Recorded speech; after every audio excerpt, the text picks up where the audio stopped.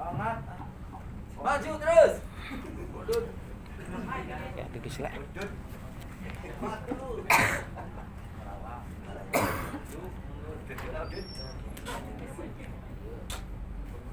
Padut. Amalan pagi cinta ya. Izin buka masker Pak. Betul.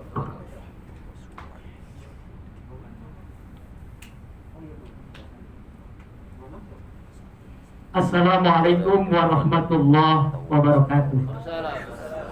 Alhamdulillah wassalatu wassalamu ala Rasulillah Sayyidina Muhammad ibn Abdullah wa ala alihi washabihi wa man wala amma ba'du. Bapak-bapak tim penguji dan penilai seleksi penyuluh agama teladan non-PNS tahun 2021 beserta panitia yang saya hormati, khusus seluruh jajaran rekan-rekan penyuluh agama non-PNS yang berbahagia. Izinkan pada kesempatan ini saya akan menyampaikan hasil karya tulis ilmiah saya pada kesempatan ini dengan singkat waktu 7 menit. Dan insya Allah materi yang akan disampaikan bimbingan dan penyuluhan pada masyarakat pasar melalui program zakat produktif di bumi Kabupaten Karawang yang tentunya yang berada di bawah naungan kantor urusan agama Kecamatan Jambi Timur Kabupaten Karawang. Sebelumnya melanjutkan, saya izin untuk turun ke bawah mungkin supaya agak afdol. Bapak Ibu yang saya hormati, profil singkat saya bernama Haji Asyaf Abdullah Syafi'i, AMD, lahir di Karawang pada tahun 1978, tepatnya 43 tahun yang lalu. Tugas di kantor urusan agama Kecamatan Jambi Timur sebagai penyuluh agama non-PNS. Riwayat pendidikan mulai dari Madrasah Ibtidaiyah, Madrasah Sanawiyah, Madrasah Aliyah, dan di perguruan tinggi di Karawang yaitu di Unsika, selesai pada tahun 2002. Alhamdulillah dari pendidikan agama terus sampai pendidikan umum di jalur ekonomi di Unsika. Alhamdulillah saya punya pengalaman berorganisasi ya dari 2010 sampai 2021 sebagai kepala madrasah, GTA, sebagai ketua IKM, kepala yayasan, dan juga terakhir sebagai ketua PC Nurkan Haji Kabupaten Karawang. Luar biasa. Sebagai latar belakang makalah ini adalah bagaimana amanah Undang-Undang Dasar tahun 1945 nomor 34 ayat 1 dan juga undang-undang terkait dengan zakat pasal 1 ayat 2, bagaimana peran zakat untuk menjadikan bagian pemberdayaan pengembangan ekonomi umat di negara ini. Sesuai hasil surveinya ya, kami selama pandemi ini melakukan survei di lingkungan Kecamatan Teluk Jambi Timur yaitu terhadap para pengusaha mikro, kecil, menengah yang terdampak daripada COVID, sehingga kami merumuskan bagaimana mengoptimalkan terkait dengan hasil penghimpunan zakat yang ada di lembaga zakat yang ada di Kecamatan Teluk Jambi Timur sehingga bernilai berdaya guna bagi masyarakat pasar.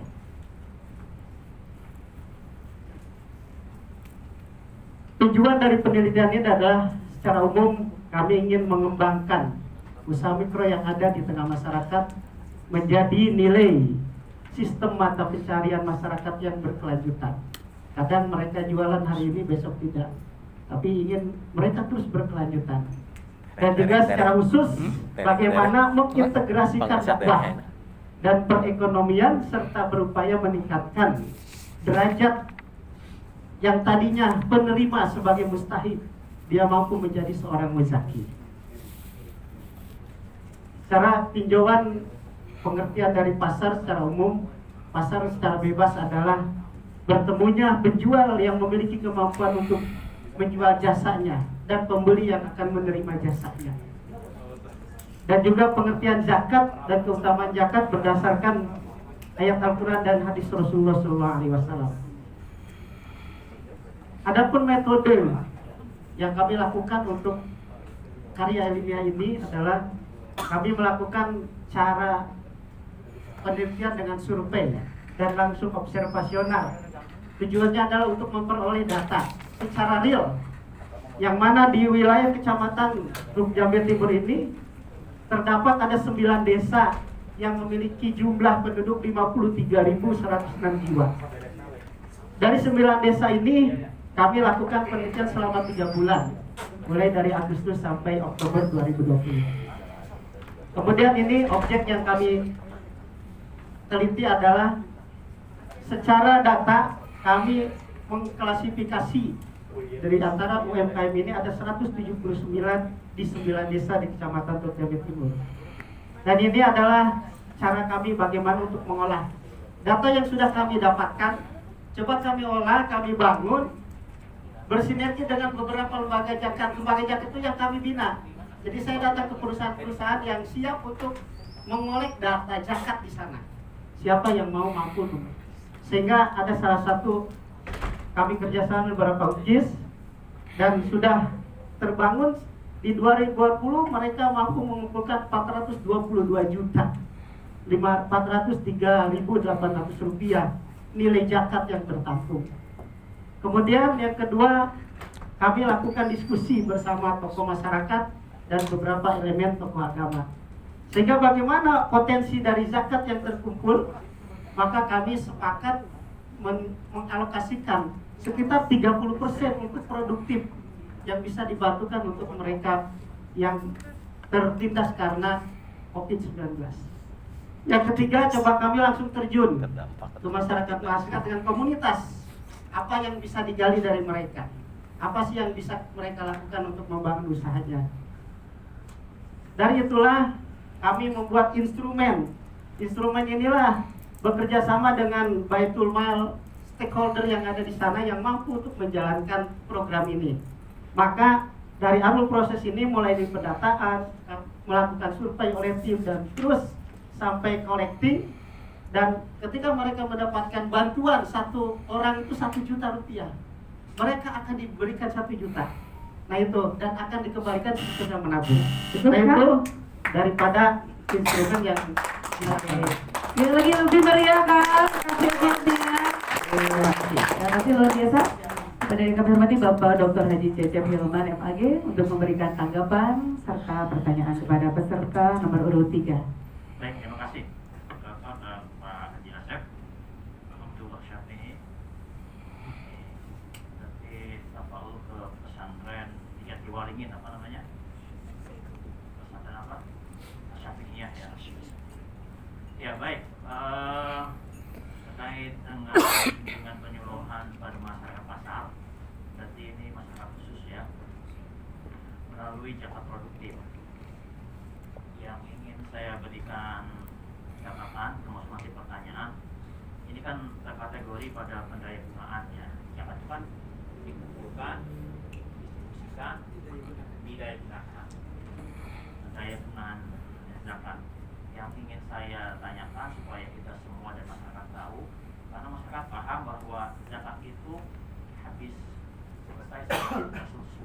Ini apa dasar regulasi dan waktunya pada agamanya terkait dengan pendaya gunaan zakat supaya jangan terjadi kan zakat itu keras kepercayaan masyarakat. Kalau masyarakat sudah apa kok zakat kita tahan, bahkan didaya gunakan seperti ini dipakai modal.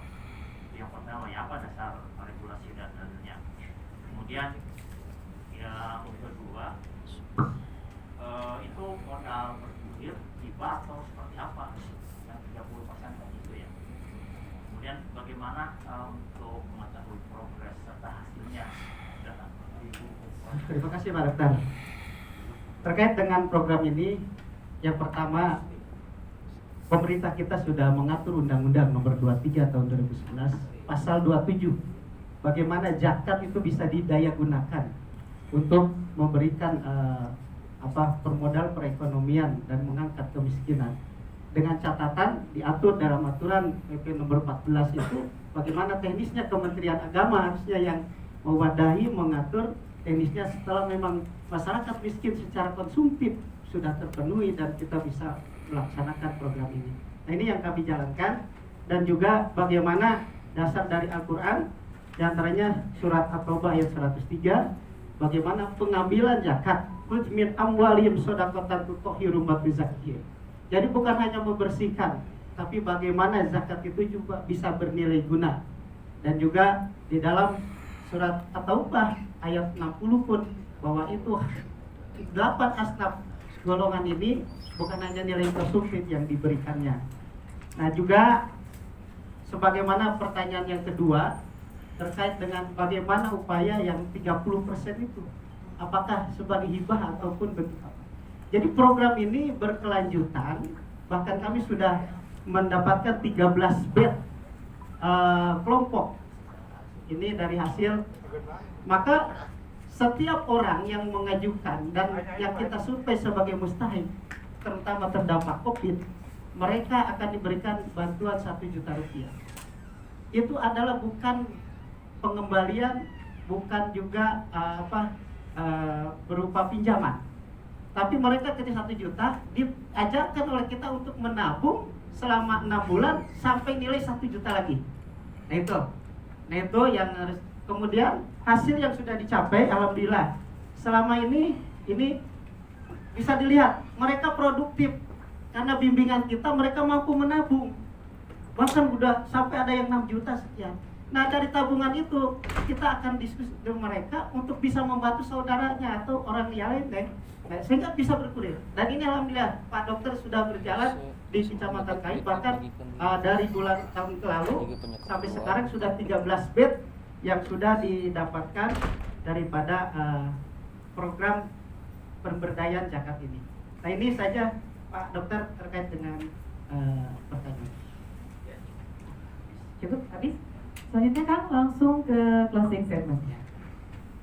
Tentunya kesimpulan ini adalah kami ingin mengajak sama elemen penyuluh agama khususnya, mari kita sama-sama, karena kita potensi. Apalagi saya penyuluh agama bidang zakat dan wakaf jawab.